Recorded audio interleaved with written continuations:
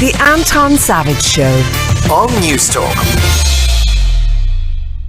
Now, if you have been rooting about YouTube, you may have seen a video it's doing rather well in viral terms. It is an ad, and it's unusual for an ad to get this level of purchase, but it's an unusual ad.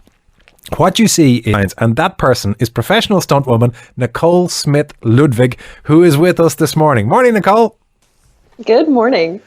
So let's start with, I'm good to be on terra firma and no more than about 7 feet off the ground at any given point. It's wonderful. The height of the Burj Khalifa, how high up are you in this ad? About 830 meters. 830 meters?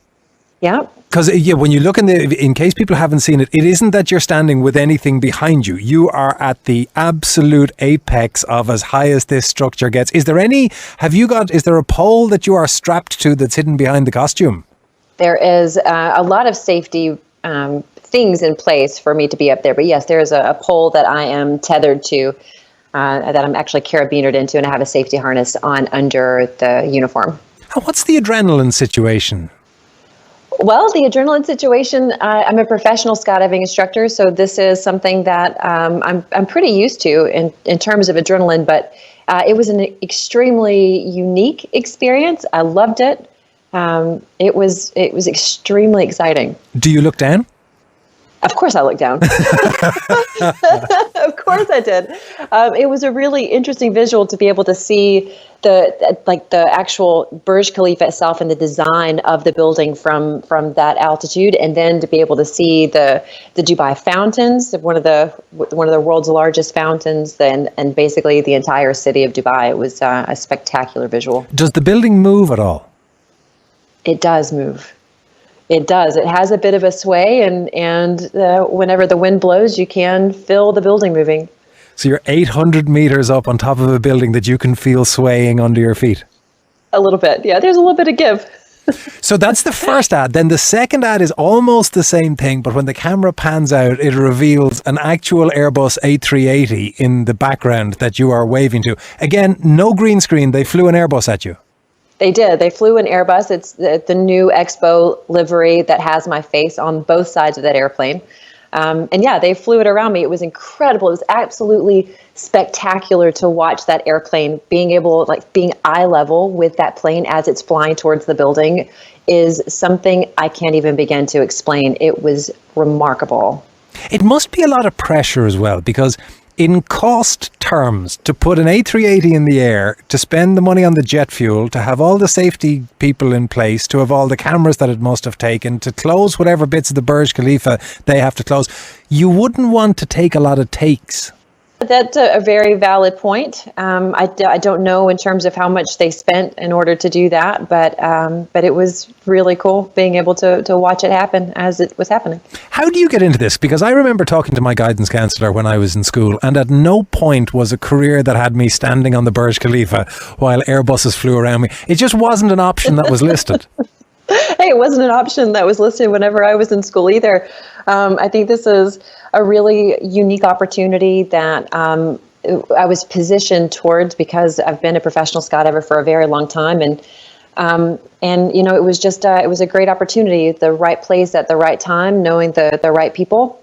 And how did you get into skydiving, and how did you get into stunts? How did I get into skydiving? I just kind of fell into it, Hey. But I did my first skydive back in 2007, and ultimately it was to face a fear. I was kind of afraid of heights, and figured that if I was able to do a skydive, that I'd be able to overcome that fear, and overcoming that fear planted a seed of something that changed the course of my life. But did you have, quotes, a proper job before the skydiving? I had a proper job. I worked in a really high stress corporate retail sales job in the United States, and I did that for about a decade of my life. And once I went skydiving, like I said, it just changed the trajectory of my life. And I've some things happened in my life that made me reevaluate things that I thought were important at one point. And I switched my career, complete 180 from a steady job in corporate retail sales to being a professional skydiver. Well, when you talk about the things that happened that had impact, having read your backstory, You had a fairly horrific period of about 2 or 3 years, didn't you? I did. I had some really tragic things happen in my life. My first husband passed away when I was 25, and I was in a really terrible car accident the next year, and had to basically recover from a car accident that should have, by all statistics, claimed my life. What were your injuries after the car accident? I had, oh God, it was a laundry list of injuries. I had a broken neck, a broken back, 2 broken ribs. My pelvis was broken in 4 places. I had a broken tailbone, and I had 2 brain injuries. So the logical thing when recovering to that is to say skydiving. The funny thing about it is skydiving actually, so the whole ambition for me, whenever I recovered from all of these injuries, my goal was to be the youngest person ever to skydive all 50 states. And that was what kept me going. That was honestly, skydiving truly saved my life. And you have skydived all 50? I have. I'm the youngest person ever in history to skydive all 50 states. I did that in 2012. Which is the most challenging? The state that really posed the most difficulty for me was Wyoming. There are no drop zones in Wyoming. So I had to hire a pilot, and I had to, file the right paperwork in order to be able to do a skydive in a place where there is no skydiving. As you now look back at doing the Burj Khalifa stunt, do you have a desire to, quotes, top it? Do you find yourself thinking, okay, the next thing needs to be, I'll set a new record? Are you looking at, didn't some guy from Microsoft beat the record for highest altitude skydive? Do you look at that and think, I could go next? That's actually I was just having a conversation with my husband about that yesterday. Yeah, the guy that did that, his name is Alan Eustace. He's the one that beat the previous record from the guy from Red Bull who did it, Felix Baumgartner. So yes, if there was an opportunity for me to do a jump from space, I would do that in a half of a heartbeat. Honestly, you could sign me right up for that. As for what's going to top the Burj Khalifa, I don't know. I have some things in the works that are going to be pretty spectacular, but we'll see if it's able to top being on top of the Burj Khalifa with an A380 flying behind me.